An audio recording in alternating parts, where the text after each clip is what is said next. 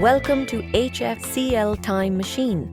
Past, present, future, all connected. Hi everyone.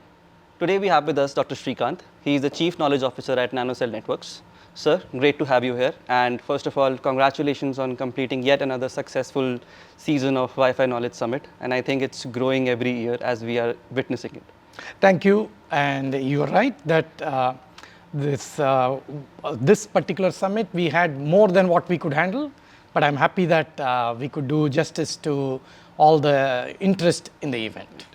So Dr. Srikanth, you have spoken extensively about Wi-Fi evolutions across the Wi-Fi generations. And I think you've had that unique perspective across every generation. Now, when you look back, primarily moving from Wi-Fi 5 to Wi-Fi 7, what, according to you, were the biggest structural, or I would say standards, which brought a more impact on the Wi-Fi industry as a whole? So from Wi-Fi 5 to 7, there was lots of attempts which have been made in the standards. For example, features like OFDMA, multi-user MIMO, TWT, and a few other things. I think these would be some big ticket items. Of course, constant increases in modulation, coding, related changes, etc. But I think their impacts, as you might have seen from some of the results presented, I think we are still waiting for optimizations with respect to some of the impacts of these features. And I hope that, either through organic mechanisms or maybe through some AI techniques, as somebody had envisaged in one of the answers here, we would be able to get some leverage out of some of these benefits, right? But I think some of the higher bandwidth options which we have seen over time, they are slowly starting to take root, maybe not in the mainstream AP station, but maybe in location and also AP to AP connections, etc. So I think overall, more than the Wi-Fi 5 features which have evolved from Wi-Fi 5 to 7, I think the growth of the industry in terms of the product adoption and the associated hardware kind of evolution, I think has had a bigger impact, I would say, rather than just the 5 sort of evolution. Great. And we saw that the summit extensively talked about Wi-Fi 7 and pretty much features like MLO, having a 320 megahertz of bandwidth and preamble puncturing. Now that we are seeing Wi-Fi 7 in deployments, what, according to you, has been the feedback from the industry now that deployments are actually happening with respect to what the expectations were? So as I said, always these standards have been, as you know from the discussions today, these standards are being also pushed out fast. And some people are complaining that we don't have time to optimize them because they're very complex. And I think it's no joke that first of all they're working, right? So as you saw, even in the Apple sort of devices, there were some very interesting things shared that now vendors are thinking about how to use this for quality of service.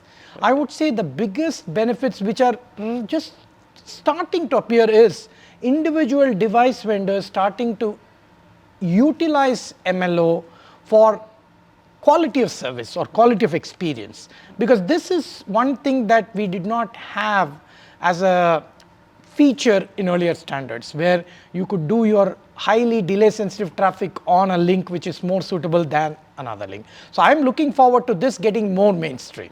Right, that's correct.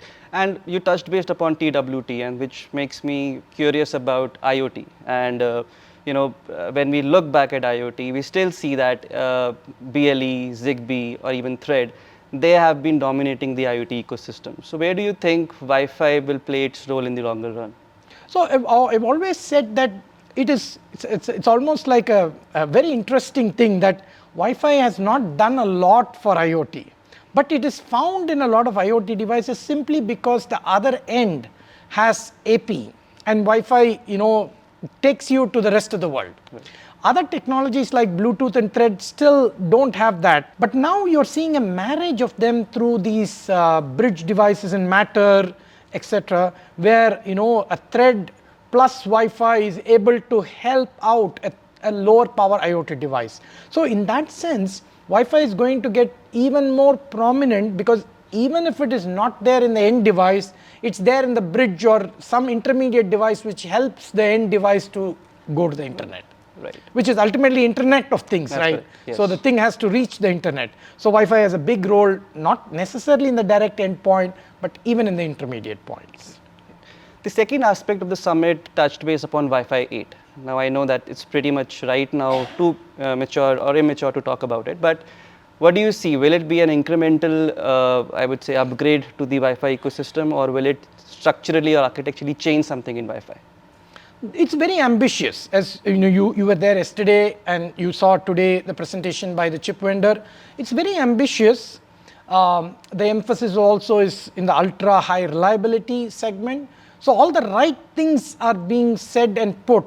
But the challenge is, because of the time gap between Wi-Fi 7 and Wi-Fi 8, I think the first big advantage is which we might see is that the Wi-Fi 8 will actually realize the benefits of Wi-Fi 7 properly.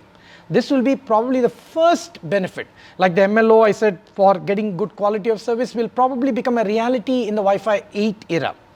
And because Wi-Fi 8 has so many features which will take their own time to get optimal in a certain sense, I would say that the maturity for those features might take some more time. But you will get a lot of advantage that the Wi-Fi 7 features start working well in the Wi-Fi 8 era. That I think might be the initial success story. And then later on, some of the other things which are planned, some of them might become a hit. Some of them, might fall by the wayside. It's very early to predict which ones will be adopted in a big sense. So ambitious, but really positive.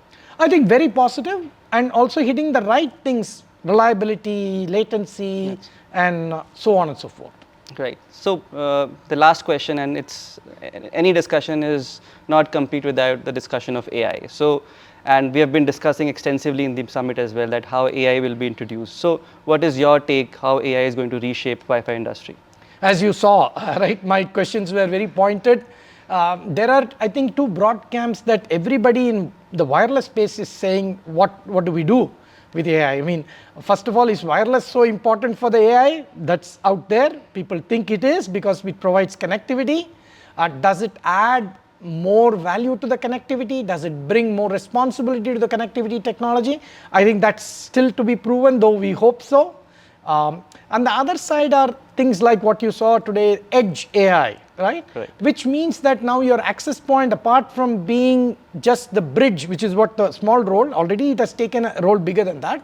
But now it takes an even bigger role where it becomes the edge device for all your local appliances which have to run some models, but they don't want to send the data all the way to cloud. Cloud might be indispensable, but still you want to have a local model running appliance, and I think the AP is very well positioned for that. Yeah. So thank you, Dr. Srikanth. It was really lovely talking to you. Have a nice day. Thank you for the opportunity. You've been listening to HFCL Time Machine. For more conversations like this, find us on LinkedIn, Instagram, and YouTube.